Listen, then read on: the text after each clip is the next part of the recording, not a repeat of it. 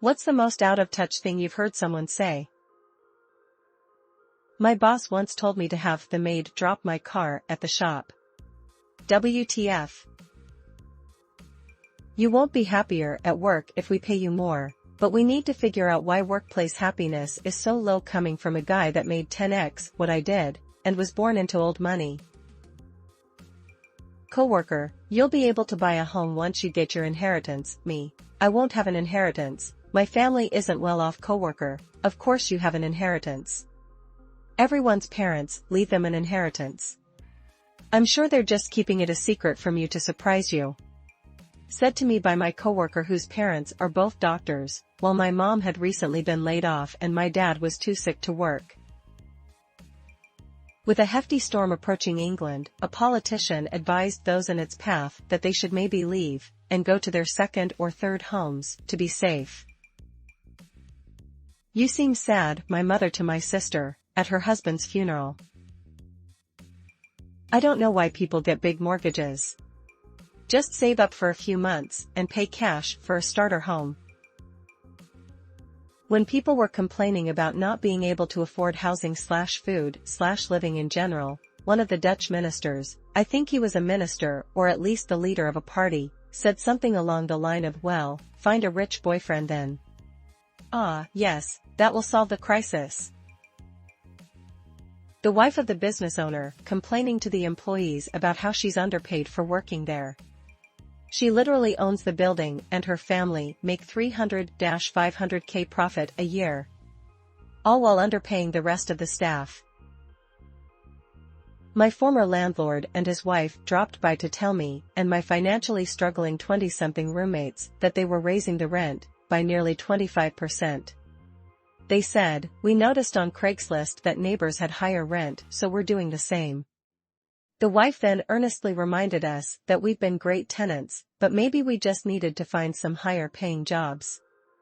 Upside down face edited to add, you guessed it, the place was a dump with zero repairs. He'd ignored them, to warrant any kind of rent increase.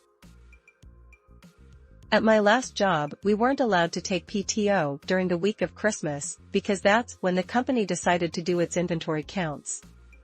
All year we were told that week was blacked out, no PTO, all hands on deck.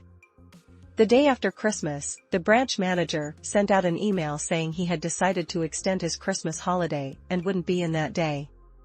Another one from the same guy, the company had been acquired a year or so prior, and during an all-hands meeting the manager told us various perks had been cut because we weren't demonstrating profitability. The company was profitable, just not to the extent the parent company wanted. So no bonuses, no quarterly employee appreciation lunches, no annual company party, stuff like that. We were also in a hiring freeze. During the same meeting, the manager told us about the vacation he was going to be taking for the next 2 weeks. Some of us employees colloquially referred to it as the FU meeting.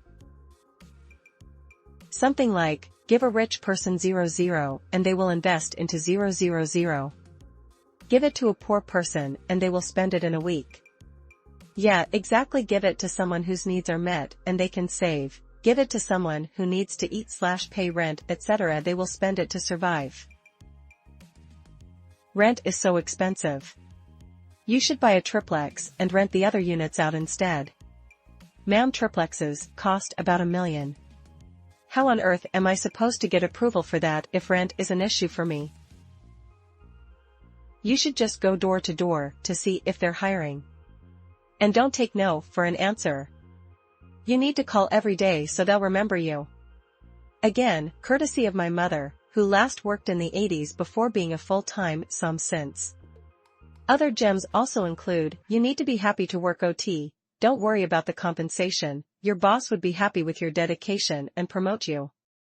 I couldn't convince her that things changed since then and working isn't like what it used to be. A guy in college was trying to find common ground with us when we were discussing how difficult it's been paying for college. I don't have college debt, but my parents are forcing me to only choose 2 new Apple product upgrades this year instead of 3. Is working really only about earning a paycheck? What do you mean you've never vacationed in the south of France? My mom bought me a book called Baby Steps to Become a Millionaire. The first few steps are just, pay off your house with cash, pay off your vehicles, pay off your debt, pay off your children's educations. Then, after you've done all of that, start investing 50% of your monthly income every month into a high-yield stock, with growth of at least 10% annually. It's like, dude, if I could pay for a house, car, and multiple college educations up front with cash, why would I need to be told how to save money? Oh, I forgot the most important advice. Let God show you the way. People in the slums have the same chances and opportunities as everyone else, with absolutely no freaking clue how poverty crushes the soul. A couple years ago, Chris Pronger made a Twitter account and went on an epistle about how NHL players don't actually make that much money after spending on luxury cars, multiple houses, fashion, etc. It was about as tone deaf as you can get. I will never forget the whole Imagine video from celebrities when COVID hit. One of the most out of touch things I have ever heard/seen. The fact that so many people had a hand in creating the video makes it that much more ridiculous. Family craziness aside, probably the family friend who gave me unforgettable career advice. You have to make it so they can't ignore you, she said. She recommended printing out my resume on a kaleidoscope of different colored papers and mailing a dozen copies to each place I was interested in working. Then she added the cherry on top, I should add glitter to every envelope, making sure they really couldn't ignore me. She was advising me to glitter bomb employers not long after the 2001 anthrax attacks, where lots of anthrax was mailed to a lot of workplaces. I'm sure she was very surprised I never listened to her career advice again. My 74-year-old dad trying to help me with a budget. How much do you think you need for food? $0 a month? That's probably plenty if you don't eat out. If that counts, but. A friend once told he for sure doesn't want to have kids. Next sentence, he talks about how clever he is, because he can use a condom 2 times. He just rolls it on the other side, and he is ready to go again. I literally died laughing on the floor, because he was dead serious, and couldn't see the mistake. 100 points. It will be easy, because we will have a newborn. Reality is about to hit them right in the face. If gas prices are too high for you, just buy an electric car. A friend of a friend. Why don't you ask your parents to buy a house for you to live in while you're in school? Said to my son. I don't remember exactly what she said, but my coworker was having a conversation with an older board member about housing being so expensive. The board member complained that millennials don't know how to save money and talked about how she freezes leftovers instead of getting takeout as an example of being financially responsible.